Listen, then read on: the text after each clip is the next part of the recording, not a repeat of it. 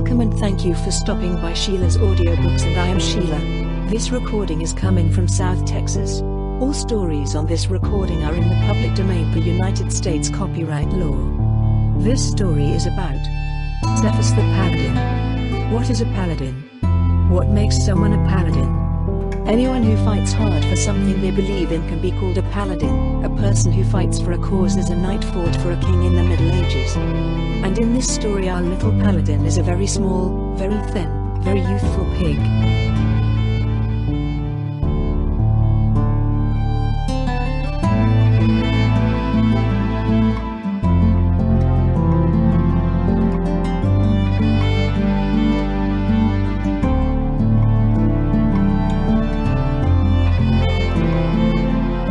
Cephas the Paladin.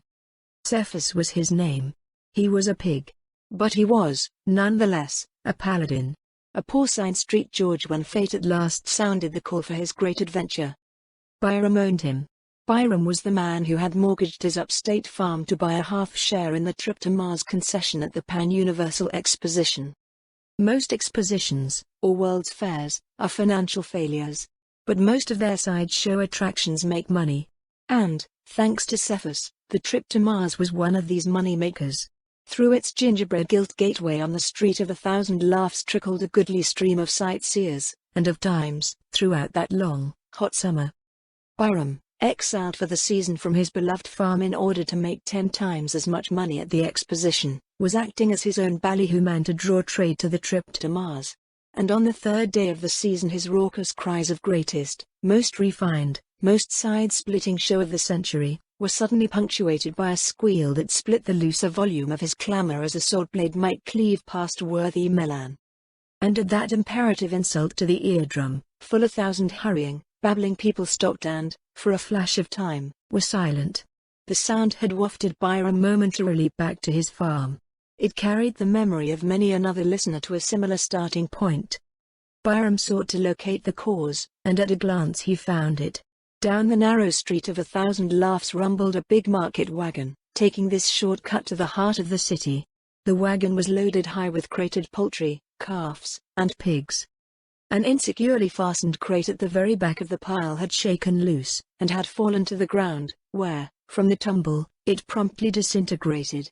Its late occupant stood free, dazed, indignant, in the middle of the thronged street, giving forth squeal after squeal that filled the whole walled space with a series of shrill and unlovely echoes. The vocalist was a very small, very thin, very youthful pig. For scarce a month of time at most could he have been on earth. And during that brief month he had apparently cultivated his voice at the expense of his anatomy. For, seldom has so much leanness been seen in conjunction with so much youth. Indeed, only the most optimistic of farmers could have hoped to sell such a raw-boned and stunted baby porker at any market. The wagon vanished around a corner, leaving the baby pig stranded and deserted, a bit of noisy jetsam on the shores of the Street of 1,000 Laughs. Byram gazed. So did everyone. And a Homeric guffaw arose. The street was for once living up to its name. The piglet retorted with an ear-racking squeal. A long-legged, rangy dog dashed from the crowd and charged the waif. The baby pig, no whit daunted, wheeled to meet the charge. Yes, to meet it halfway. His pink lips drawn back over tiny, white milk tusks, his scant spine hairs a-bristle, his vocal cords throbbing with a long-drawn squeal of glad challenge, the pig scampered toward his thrice larger foe. Whereat, the dog, which was of many breeds, checked its attack in mid-course, tucked a grubby tail between its flanks, and wheeled in flight, turning Piggy's solo squeals into close harmony by the addition of a long, fear-stricken howl.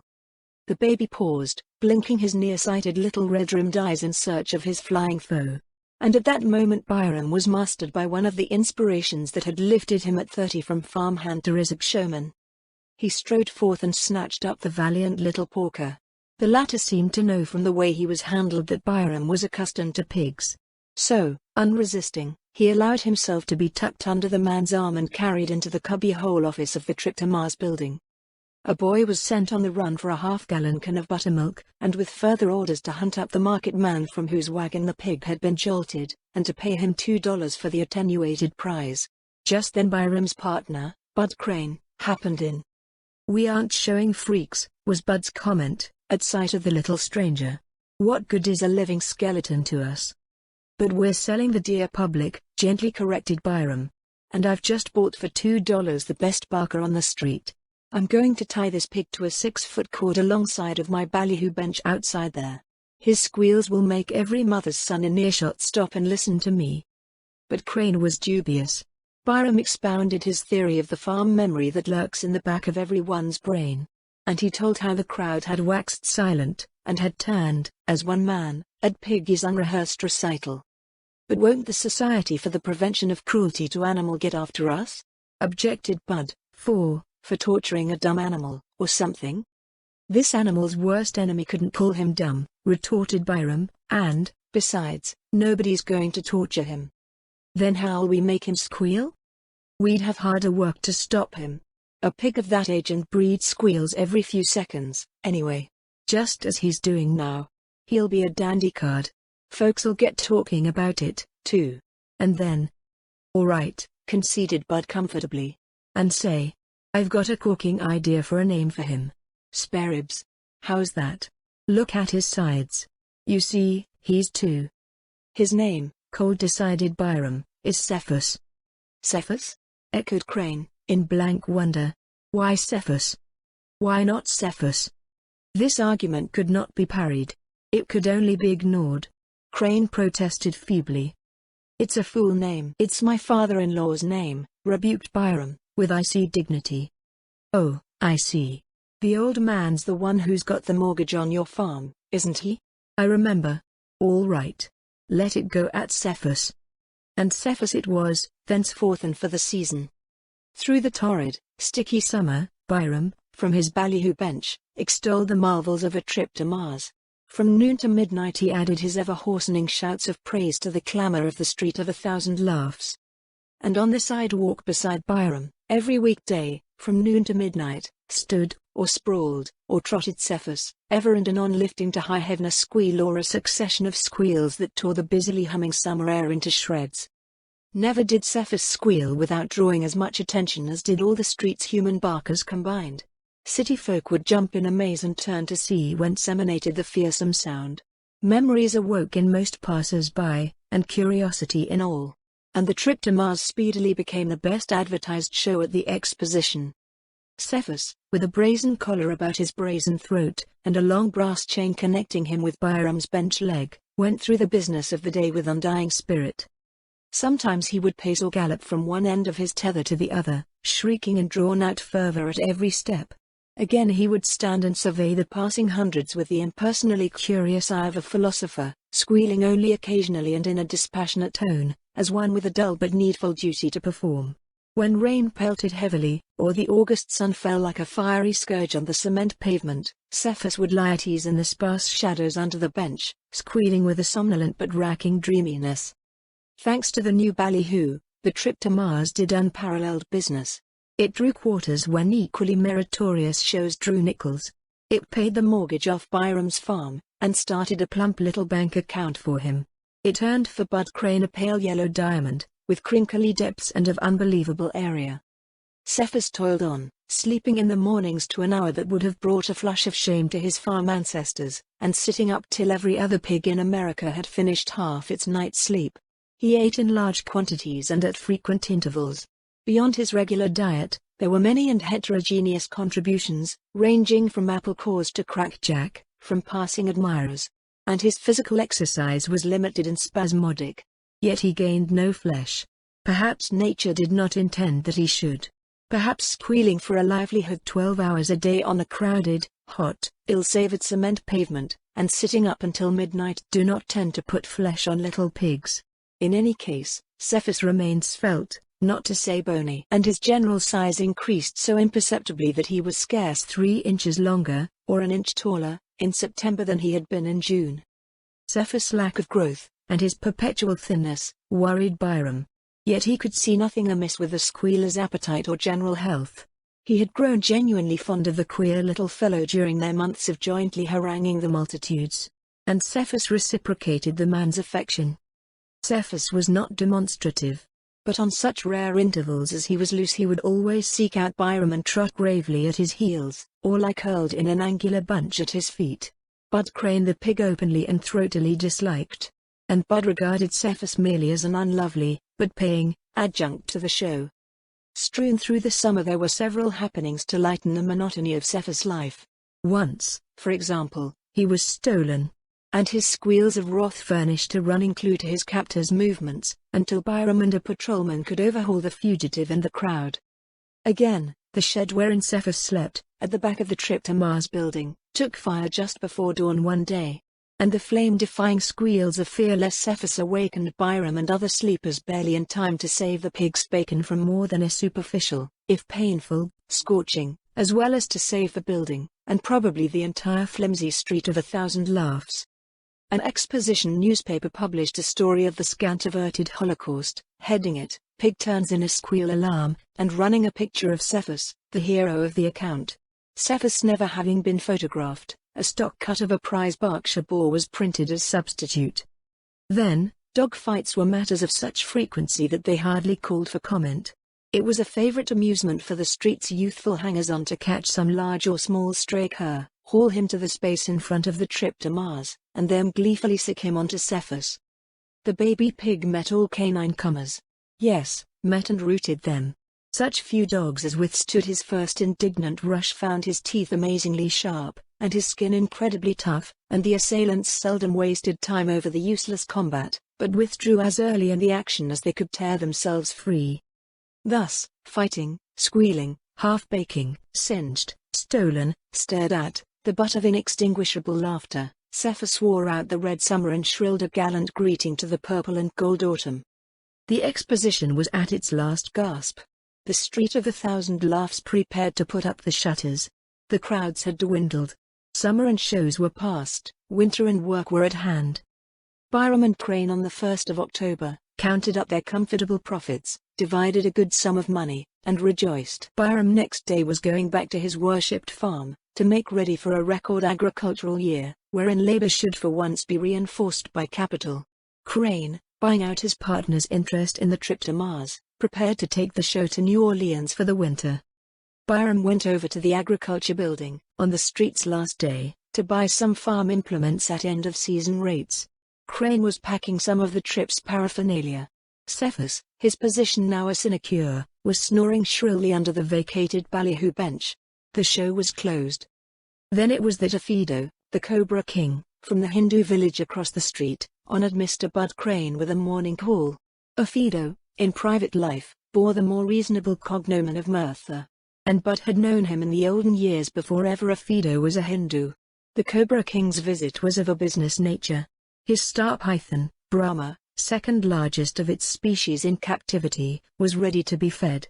Brahma, python fashion, ate but once in 7 or 8 months, and he always evinced his periodic desire for food by an increased liveliness. Such liveliness, Ophido told Crane, had now obsessed Brahma.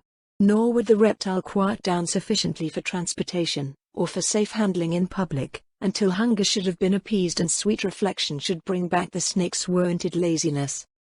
Pythons, Ophido prattled on carelessly, will eat nothing but live food. A half-dozen kicking rabbits, a month-old kid whose horns have not yet sprouted, a lamb, or even a small dog, will serve amply for the semi-yearly banquet. Or, here Ophido coughed discreetly, at a pinch a young pig might do. Crane pricked up his ears. Ophido dropped glittering generalities and went further into details. Business is dead, he explained. Here's the last day, and the only way we could get a handful of boobs into the village was by advertising that Brahma's to be fed. Now, that squealing pig of yours is pretty well known about here. If I could send word around the street that he's the dinner picked out for Brahma, it ought to draw a whole bunch of folks. Get the idea? Yes, said Crane doubtfully. The feeding's advertised for an hour from now, went on Ophido, and I could get the news around before then. How about it? No, decided Crane, after a moment's wistful thought, during which he covertly surveyed a half-healed scar on his thumb, the imprint of Cephas' tusks on an occasion when Bud had tried to slap the pig into louder squeals. No. It won't do. Byram would never stand for it. He's fond of the measly little cuss. I thought you'd bought out Byram. I have. Then the pig's yours. He's part of the show, isn't he? Why, I suppose that's so, admitted Crane, hope dawning in his voice. But, he added, Byram would raise an awful kick just the same. Afraid of him? I see. No, glumly denied Crane, I ain't afraid of anybody. Besides, he's away for the morning. And the pig's no use to me down south. He'd cost more to transport than he's worth. What'll you give me for him? After some slight dicker, $5 and Cephas changed hands. And Ophido Murtha, the Cobra King, departed for his Hindu village, bearing with him the indignantly protesting Cephas. Won't hurt him? Not so very much? Queried the conscience-twinged Crane, as he escorted his guest across the street. Not a bit. Ophido assured him. When a python looks at the critters that's put in his cage, they just get paralyzed, all at once, with fear. Kind of hypnotized.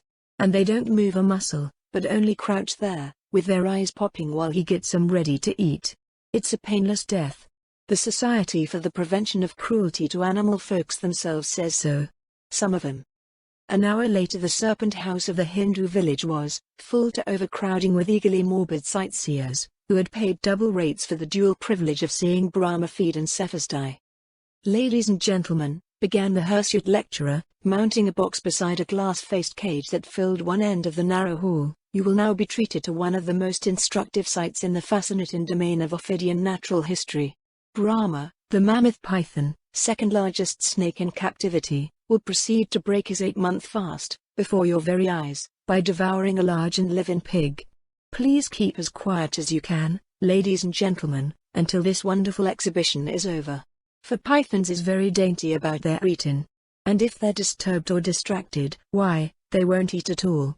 Ready, Mr. Ophido? Ophido advanced from behind a screen, carrying at arm's length between his hands the struggling Cephas, whose presence had been audible throughout the entire brief lecture.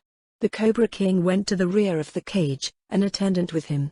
The audience sat mute, every eye glued to the interior of the glass-fronted enclosure. There, on the floor, before a painted backdrop supposedly depicting an India jungle at sunrise, moved something, enormous, sinuous, hideously beautiful. Fold on fold the python had assembled together his squirming length, the satin pattern of red, brown and black widening, as the body expanded in process of coiling, to the girth of a human thigh.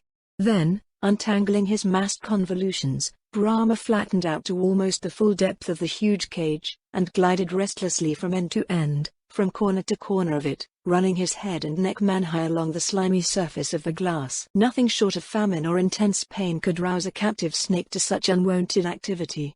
Clearly, Brahma was hungry. He could not stay quiet. His habitual dead and alive lethargy was shed like last year's skin.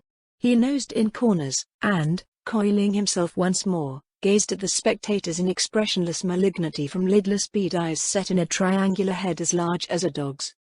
Uncoiling again into a thick, sinuous bar, he recommenced his undulating tour of the cage. Suddenly he halted, slithering to one side of the enclosure, and raising his three-cornered head as though in preparation for attack. At the same instant a panel in the back of the cage was shot open, and then shut. In the momentary interval the gaping spectators caught a glimpse of two hands that tossed an object through the aperture. And Cephas stood in the cage's cleared central space. The pig's little white-lashed eyes blinked with a fleeting look of bewilderment, none who knew him could call it fear, at his strange surroundings. He gazed beyond the sheet of glass, and beheld the staring audience. Professional instincts seemed to tell him that here was a show of some kind, and that it was incumbent upon him to squeal. The pink mouth opened for a vocal effort. Then, evidently, a swift, rustling sound distracted his attention, and showed him he was not the cage's only occupant. He wheeled abruptly, and Brahma came into his blinking line of vision. The python, at sight of his prey, had coiled tight, and was now thrusting forth and drawing back his three-sided head, almost on a level with the floor, to gauge the distance for a strike. Yes, ladies and gentlemen, the lecturer had resumed in a carefully subdued voice, the first glance from the python's mysterious hypnotic eye charms the trembling prey into a sort of stupor. And he got no further. Just then Brahma, having satisfactorily measured the distance, struck, flashing forward his head and 10 feet of his mighty length with a speed that the eye could not follow. At that juncture, Cephas had caught for the first time a full and comprehensive view of his horrible cage mate. The python struck. But Cephas was not there. With a squeal whose shrill fury paled all his life's former attempts at song or at displeasure, the pig sprang forward to meet the assault. Yes, and he launched himself into the fray a fraction of a second sooner than did Brahma.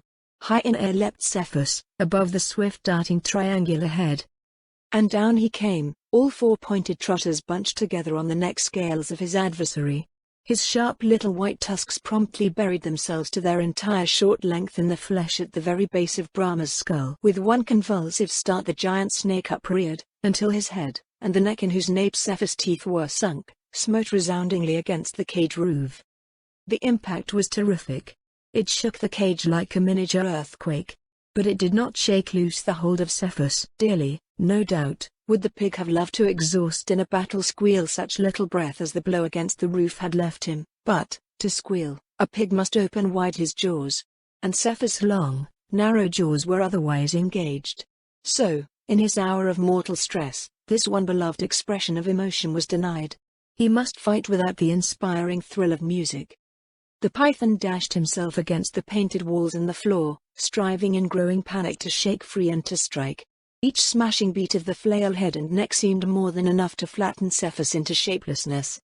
But he was a hard, gristly little fellow, this sacrificed pig, as resilient as a rubber ball, and bothered by no easily crushed flesh.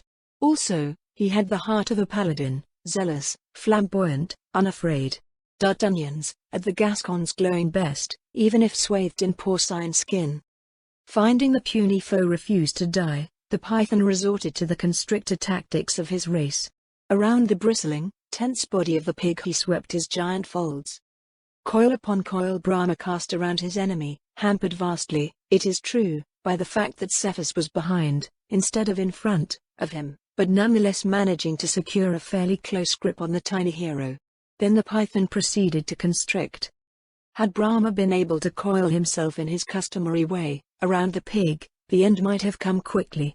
But Cephas' position made this impracticable. So the python merely held such hold as he had caught.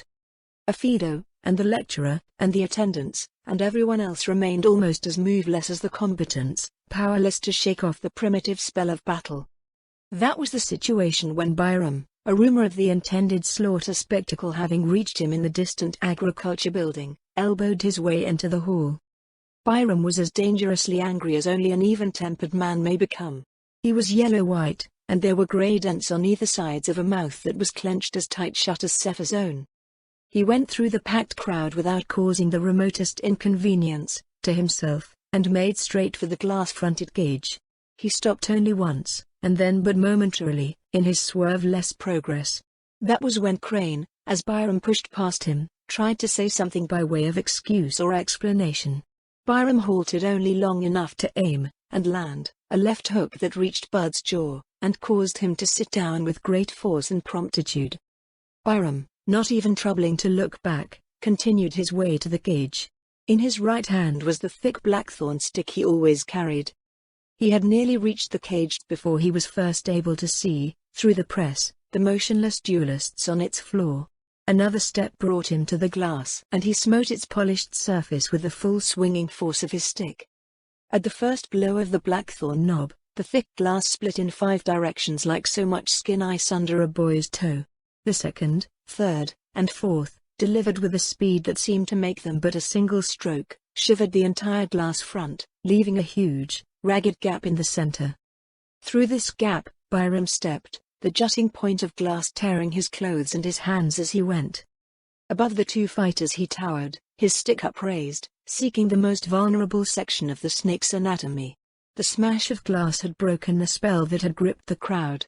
Silence was replaced by confused shouts and babbling, through which boomed the quite unheeded imprecations of Fido Murtha, the Cobra King. There was a surge and a scramble in every direction, too, with much scuffing of feet. No one greatly cared to be so near the abode of the second largest python in captivity, when that captivity was lessened by a broken cage front. But the incipient panic was wholly groundless. Nor did Byram's upraised blackthorn descend upon the snake. For, even as the man poised the stick for the blow, there was a sudden movement in the mountainous mass of coils, from tail to head. Then, very slowly, the 30-foot body unwound, twisted feebly over on its back, exposing an endless stretch of white, scaly underside, and lay there. The python's neck was quite scientifically broken by the incessant and ever fiercer grinding of a double row of white little tushes. Beside his huge foe lay Cephas, a small, crumpled heap, curiously awkward and twisted in pose. Ophido strode vengefully toward the wrecked cage, chanced to observe Bud Crane scrambling up dazedly from a sitting posture on the floor, paused, and reconsidered his planned onslaught. "If I'd charged $10 a head for admittance to this fight," half-blubbered the Cobra King to nobody in particular, "it wouldn't half-a paid me for losing that python." Byram did not hear. He was kneeling beside Cephas, running a tender hand over the limp body, and straightening out the cramped limbs and back. "Somebody's going to get the licking of his life for this," he announced to all and sundry, as he gently lifted the small hero in his arms. Cephas the Unafraid opened one white-lashed, red-rimmed eye, and contributed to the babel of surrounding din a feeble but dauntless squeal. Byram, in incredulous joy, fanned the half-swooning warrior with his hat, and once more ran practiced fingers over Cephas' battered anatomy. "A rib bashed in, and shoulder way out of joint," was his half-audible diagnosis. "But he's beginning to breathe free. And his heart's going. It doesn't hurt him when I punch him anywhere but on the shoulder and the rib. No inside injuries. He'll live, the gaudy little scrapper." "Say, Byram," hailed a freak show manager as the rescuer bore his wounded pet, unopposed, through the excited crowd, out of the Serpent House, "I'll give you $50 for that pig, for my museum. I'll bill him as the porcine paladin and python killer, and he'll be—" "You'll buy me as easy as you'll buy Cephas," growled Byram. "He goes back to the farm with me tomorrow, after the vet has fixed him up. And there he stays forever and ever. In Clover as Providence meant a pig to. Not ballyhooing and killing pythons for breakfast. Hey, Cephas?" And Cephas, the porcine paladin, gave assent, in a muffled but defiantly happy squeal.